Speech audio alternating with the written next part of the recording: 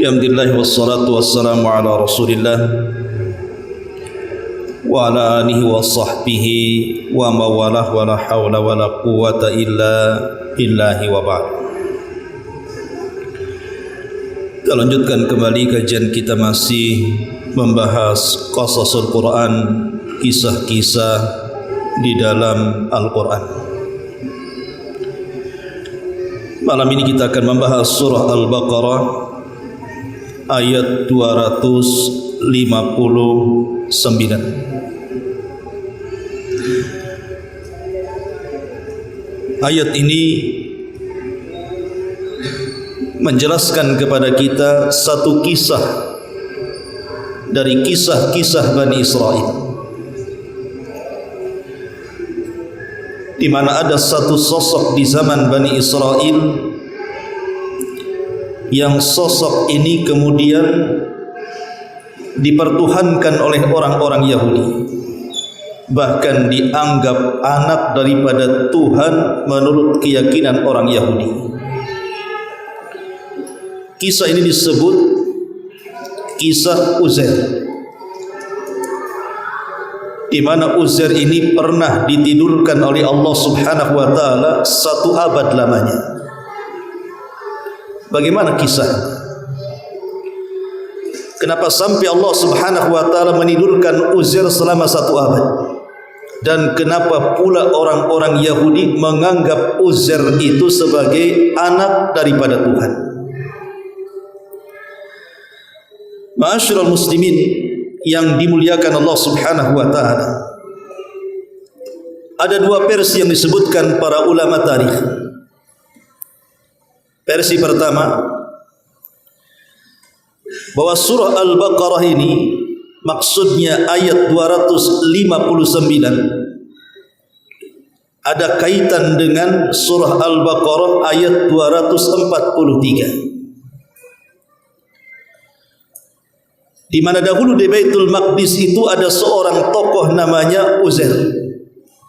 Dia punya kebun tidak jauh dari Baitul Maqdis. Sepanjang hari Uzair itu tidak pernah keluar dari kebunnya, karena dia menghindari majlis-majlis yang di dalamnya penuh dengan kemaksiatan kepada Allah Azza wa Jalla. Jadi dia tidak mau bergabung dengan manusia di majlis-majlis yang ada ghibah, namimah dan yang semacamnya. Jadi dia hanya fokus berada di kebunnya saja, dan dia beribadah kepada Allah Subhanahu wa taala di kebunnya tersebut sampai pada waktunya Allah Subhanahu wa taala menurunkan wabah yang disebut dengan taun, sehingga ribuan manusia di Baitul Maqdis mati gara-gara taun ini. Dan yang selamat mereka keluar dari Baitul Maqdis menghindar dari penyakit taun ini. Tapi masalahnya, orang-orang yang menghindar dari Baitul Maqdis pun tidak luput dari kematian. Memang mereka tidak terkena wabah taun kemudian meninggal, tetapi meninggal dengan sebab yang lainnya. Itulah yang disebutkan dalam kaidah al-hadharu la yamna'ul qadar. Menghindar dari kematian itu tidak mencegah takdir kematian. Terkadang orang tidak mati karena wabah, tapi mati karena yang lainnya. Terkadang orang tidak mati karena penyakit, tapi mati karena yang lainnya. Umpamanya dia kecelakaan dan lain sebagainya. Jadi Uzair ketika menghindar dengan beberapa orang dari Baitul Maqdis supaya terhindar dari taun, malah kemudian Allah Subhanahu wa taala wafatkan dia dan keledai yang ditumpanginya. Sebelum Uzair meninggal dunia, maka Uzair kemudian melihat betapa banyak kemudian orang-orang yang mati bergelimpangan di Baitul Maqdis itu. Jumlahnya tidak ada yang tahu kecuali Allah. Makanya Al-Quran membahasakan ulufun hadharul maut. Ribuan jiwa terkena kematian. Jadi Uzair kemudian menghayal Macam mana kemudian kota yang dulunya hiruk pikut dengan manusia, berjubel dari Baitul Maqdis itu, kok bisa mati dengan cepat karena turunnya wabah taun? Maka Uzair kemudian menghindar. Rupanya saat menghindar itu dicegat malakul maut, kemudian Allah wafatkan Uzair dan keledai yang ditungganginya itu. Selama kemudian Uzair diwafatkan oleh Allah Subhanahu wa taala selama 1 abad, tiba-tiba kemudian Allah Subhanahu wa taala hidupkan kembali orang-orang yang meninggal dikarenakan tahun itu. Akhirnya kemudian Baitul Maqdis ramai kembali dengan manusia-manusia yang dihidupkan atas izin Allah Subhanahu wa taala. Setelah kemudian Uzair pun 100 tahun diwafatkan atau ditidurkan oleh Allah, kemudian Allah bangunkan dia. Setelah itu dia kemudian balik lagi ke Baitul Maqdis. Rupanya Baitul Maqdis sudah hidup sedia kala, penuh dengan aktivitas, tidak ada wabah lagi, dan manusia seperti layaknya masyarakat biasa, seolah-olah tidak pernah terjadi tahun. Ini versi yang pertama. Versi yang kedua, bahwa dahulu Baitul Maqdis ini pernah diserang oleh seorang raja yang sangat zalim, yang disebut dalam sejarah Raja Babylon, yang disebut Bukhtun Nasr, yang dikatakan oleh para ulama tafsir bahwa dunia ini pernah dipegang oleh 4 manusia, di mana 2 beriman dan 2 kafir. Adapun yang beriman, pertama Nabiullah Sulaiman, dan yang kedua Raja Dzulqarnain. Adapun yang kafir, Namrud di zaman Nabi Ibrahim dan Bukhtun Nasr yang sedang kita ceritakan. Jadi Bukhtun Nasr ini, Raja Babylon yang sangat zalim ini, menyerang Baitul Maqdis dan menghancurkan Baitul Maqdis sampai ke para-para. Semua orang-orang Yahudi yang ada di Baitul Maqdis dibantai oleh pasukan Babylon ini. Kemudian perempuan dan anak-anak dibawa ke Irak dan dijadikan budak oleh orang-orang Babylon. Adapun yang selamat dari orang-orang Yahudi, mereka pun keluar melarikan diri. Lah setelah kemudian Baitul Maqdis kosong, kemudian rumah-rumah pun dirobohkan sampai rata dengan tanah, maka Baitul Maqdis menjadi kota mati, tidak ada manusia satupun yang lalu lalang di situ. Lah salah satu tawanan yang dibawa oleh Raja Babylon Bukhtun Nasr ini adalah Uzair, yang ketika itu usianya masih remaja. Setelah kemudian di usia dia 40 tahun menjadi tawanan Babylon, dia pun dibebaskan. Kemudian setelah dibebaskan, Allah Subhanahu wa taala anugerahkan kepada Uzair kenabian. Karena ada juga yang mengatakan Uzair itu seorang nabi, walaupun pendapat yang kuat wallahu alam, Uzair itu rajulun saleh. Dia hanya orang saleh. Begitu menurut pendapat sebagian para ulama. Pulanglah Uzair dari Babylon Irak menuju Baitul Maqdis.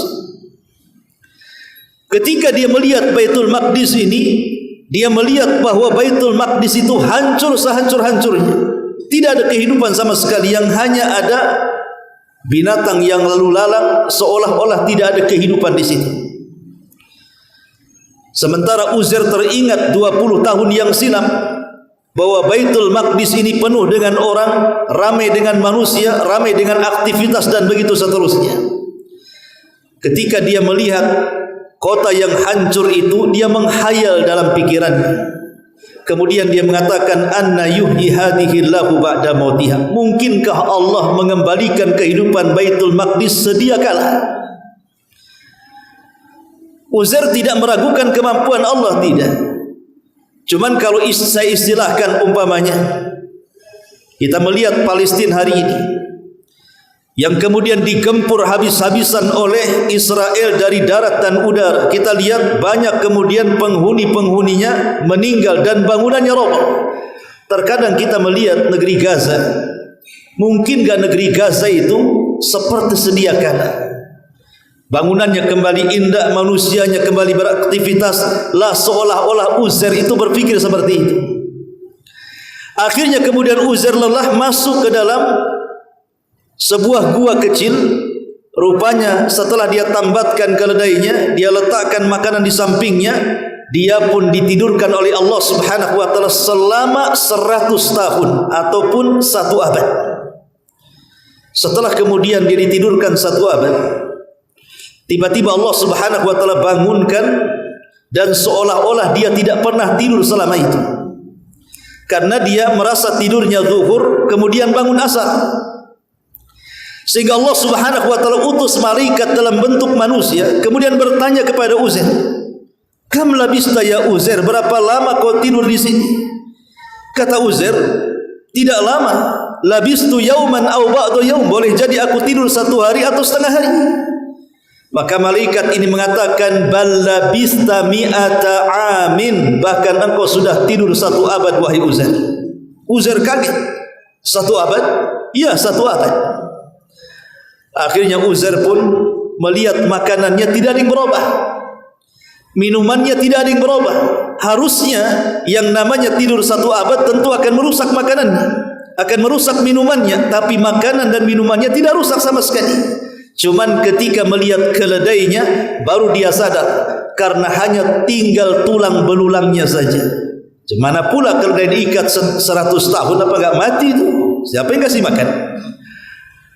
Akhirnya tinggal tulang belulangnya itu, baru dia sadar kalau dia tidur selama itu. Di sini Allah Subhanahu wa taala ingin buktikan kekuasaannya. Kalau dia mampu menghidupkan kembali kota yang mati, sebagaimana dia pun mampu menghidupkan keledai yang mati. Maka kemudian Allah perlihatkan bagaimana di hadapan Uzair keledai yang mati itu dirangkai kembali.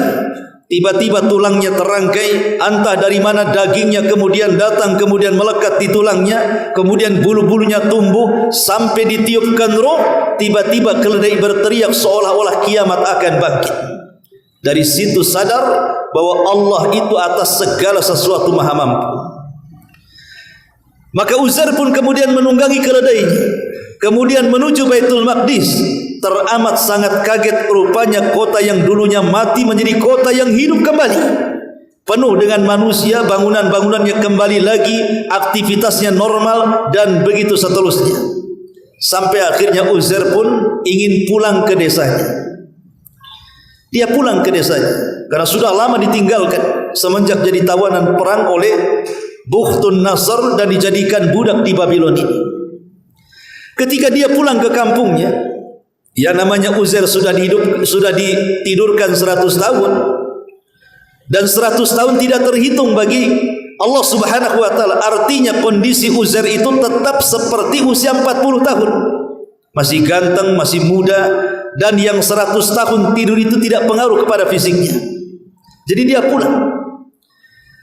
Lah dulu Uzair itu punya jariyah, budak wanita usianya 10 tahun. Secara hitungan berarti sekarang usia budak itu sudah 110 tahun kan begitu. Lebih tua dibandingkan Uzair. Ketika kemudian datang ke rumahnya, rupanya ada nenek yang buta. Kemudian ditanya, "Siapa kamu?" Kata nenek ini, "Saya Fulanah bintu Fulanah." Maka Uzair mengatakan, "Saya adalah Uzair." Nenek ini enggak percaya dan mengatakan, "Kalau engkau Uzair, Uzair itu rajulun mujabu da'wah." Dia orang yang kalau berdoa kepada Allah Subhanahu wa taala mustajab doanya. Kalau engkau Uzair, berdoalah kepada Allah, usap kedua mataku agar Allah sembuhkan keduanya. Maka Uzair pun kemudian mengusap kedua mata jariyah ini. Tiba-tiba melihat, kaget kalau di hadapannya adalah Uzair, karena masih muda masalahnya, sementara dia sudah jadi nenek-nenek tua masalahnya. Akhirnya kemudian sang nenek membawa Uzair ke majelis yang sedang ramai manusia berkumpul di situ, dan dia berteriak, "Sesungguhnya Uzair telah datang kepada kalian." Manusia tidak yakin. Lah di antara orang-orang yang ada di situ itu ada salah satu putra Uzair yang juga sudah tua juga kan begitu, sementara bapaknya masih muda. Maka sang anak mengatakan, "Ayahku Uzair itu punya tanda di antara 2 bahunya. Kalau memang dia Uzair, maka itu adalah ayahku." Akhirnya sang Uzair pun membuka kedua bahunya. Disitulah ada tanda yang menunjukkan memang dia adalah Uzair. Setelah kemudian manusia melihat dia adalah Uzair, semua manusia kaget. Akhirnya kemudian mereka menceritakan tentang papan Taurat yang hilang saat Bukhtun Nasr menyerang Baitul Maqdis. Maka Uzair berdoa kepada Allah Subhanahu wa taala agar Taurat itu ditemukan, tapi tidak ditemukan. Dan Uzair meminta kepada Allah agar Taurat itu diberikan oleh Allah kembali dan disimpan dalam dadanya. Maka Allah Subhanahu wa taala kabulkan permintaan Uzair. Maka isi Taurat kemudian oleh Allah diletakkan di dada Uzair. Subhanallah. Maka Uzair mampu kemudian mengajar Taurat lewat hafalannya, sementara Nabi Musa yang diturunkan Taurat tidak hafal Taurat. Dia kalau mengajar Taurat menggunakan papan, tapi Uzair ini dia mampu menghafal Taurat di luar kepala. Disitulah orang-orang Yahudi akhirnya menganggap bahwa Uzair itu anak Tuhan. Dari situlah Allah mengatakan, wa qalatil yahudu Uzair ibnullah wa qalatin nasara al-masih ibnullah dzalika qauluhum bi afwahihim yudhahiuna qaulal ladzina kafaru qatalahumullahu anna yufakun. Orang-orang Yahudi mengatakan Uzair anak Allah, orang Nasrani mengatakan Isa anak Allah. Ucapan mereka persis seperti ucapan orang-orang musyrik yang mengatakan malaikat adalah anak-anak putri Allah. Ma'asyiral muslimin yang dimuliakan Allah Subhanahu wa taala. Lah kisah Uzair ini dimulai di dalam surah Al-Baqarah ayat 100 atau ayat 259. Kita baca ayatnya. Allah katakan au kalladzi marra ala qaryah. Atau apakah kamu tidak memperhatikan orang yang melalui satu negeri, wahia khawiyatun, di mana negeri itu sudah roboh, ala urushiha, sampai menutup atap-atapnya. Bagaimana tidak setelah kehancuran Baitul Maqdis, Uzair sempat ditahan selama 20 tahun. Yang namanya rumah tanpa penghuni otomatis akan roboh, menjadi rumah mati, rumah tua, kan begitu. Kemudian Uzair pun memandang Baitul Maqdis yang seluruh penghuninya sudah tidak ada dan bangunannya pada roboh. Qala anna yuhyi hadhihi Allahu ba'da mautiha. Uzair mengatakan, bagaimana Allah menghidupkan kembali negeri ini setelah hancurnya? Jadi Uzair mengatakan seolah-olah Uzair mengatakan, mungkin enggak Allah kembalikan kota yang hancur ini kepada kota sedia kala yang penuh dengan penghuni dan ramai dengan manusia? Maka kemudian Allah mengatakan fa amatahu Allahu mi'ata amin. Maka Allah Subhanahu wa taala tidurkan Uzair selama 1 abad. Thumma ba'atha, setelah 1 abad Allah bangkitkan Uzair. Qala, kemudian diutus malaikat dan mengatakan, kam labista, berapa lama kau tidur wahai Uzair? Qala, maka Uzair mengatakan, labistu yauman au ba'da yaum. Aku tidur 1 hari atau boleh setengah hari. Maka malaikat ini mengatakan, bal labista mi'ata amin, bahkan engkau sudah tidur 1 abad wahai Uzair. Fangdur ila ta'amika wa syarabika lam yatasannah. Kau lihat tu makanan yang kau makan, kau lihat bekal makanan yang kau makan, bekal minuman yang kau minum itu lam yatasannah, tidak berubah sama sekali. Tetapi wangdur ila himarik, tapi lihat keledai yang kau tunggangi itu. Walinaj'alaka ayatan linnas, kami akan jadikan keledai yang sudah mati tinggal tulang belulang itu menjadi tanda-tanda kuasa bagi manusia. Kemudian Allah mengatakan wangdur ilal idhami, lihat tulang-tulang keledaimu itu. Kaifa nunsizuha thumma naqsuha lahma, bagaimana kami akan rangkai kembali dan kami akan kembalikan daging-daging dan kulit-kulitnya kembali, dan ruhnya juga kami akan kembalikan. Falamma tabayyana lahu, ketika keledai itu betul-betul dihidupkan oleh Allah Subhanahu wa taala, qala, maka Uzair mengatakan, a'lam, sekarang aku tahu, annallaha ala kulli syai'in qadir, bahwa Allah atas segala sesuatu maha mampu melakukannya. Ma'asyiral muslimin yang dimuliakan Allah Subhanahu wa taala, lah Uzair ini hidup di zaman siapa? Ada yang mengatakan bahwa Uzair ini hidup di antara nabi-nabi Bani Israel, antara setelah kehidupan Nabi Daud, Sulaiman dan sebelum Zakaria. Jadi di tengah-tengah antara Nabi Daud dan di Sulaiman dan diutusnya Nabi Allah Zakaria, Uzair itu di tengah-tengahnya. Di situlah Allah Subhanahu wa taala utus Uzair kepada Bani Israel. Ma'asyiral muslimin yang dimuliakan Allah Azza wa Jalla, lalu Uzair ini siapa? Al-Imam Ibnu Katsir rahimahullahu taala menyebutkan dalam Qasasul Anbiya, dalam kisah-kisah para nabi, dinukilkan dari Ibnu Asakir anna Uzair, bahwa Uzair itu putra daripada Jaruh. Ada yang mengatakan Ibnu Sureh, dan nasabnya sampai kepada Harun, putra daripada Imran alaihi salatu wassalam, saudara daripada Nabi Musa alaihi salatu wassalam. Kemudian kata Ibnu Asakir, kana mimman sabahu Bukhtun Nasr, dia adalah orang yang menjadi tawanan Bukhtun Nasr, wa huwa gulamun hadathun, waktu itu dia masih remaja. Falamma balagha 40 sanatan, ketika usianya 40 tahun, a'tahullahu al-hikmah, Allah berikan hikmah. Ada yang mengatakan hikmah di sini kenabian, ada yang mengatakan kecerdasan. Walam yakun ahadun ahfad minhu wala a'lam bit-Taurat, dan dia tidak ada orang yang lebih hafal dengan Taurat dibandingkan dia, dan tidak ada orang yang lebih alim tentang Taurat dibandingkan dia. Dari situlah kata Imam Ibnu Katsir, alasan orang-orang Yahudi mengatakan Uzair itu anak Allah. Dan tentu bagi kita heran, dalam Islam itu banyak orang yang hafal Quran, anak-anak kecil banyak yang hafal Quran, tapi tidak dikatakan anak Allah. Sementara Uzair ini alasannya gara-gara hafal Taurat dikatakan anak Allah, kan tidak masuk di akal. Ma'asyiral muslimin, dan itu mujrim. Itu sebuah kriminal kepada Allah Subhanahu wa taala menasabkan Uzair itu anak Allah, sementara Allah mengatakan qul huwallahu ahad Allahus samad lam yalid wa lam yulad. Allah itu tidak melahirkan dan tidak dilahirkan. Allah tunggal, semua makhluk bergantung pada Allah Subhanahu wa taala.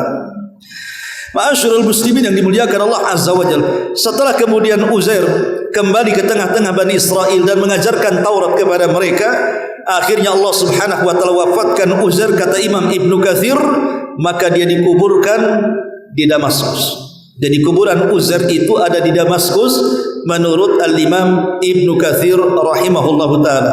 Inilah kisah seorang nabi yang dituhankan oleh orang-orang Yahudi dan ditidurkan selama 1 abad, Uzair alaihi salatu wassalam. Subhanallah bihamdika asyhadu an la ilaha illa anta astaghfiruka wa atubu ilaik. Allahu taala alam. Assalamualaikum warahmatullahi wabarakatuh.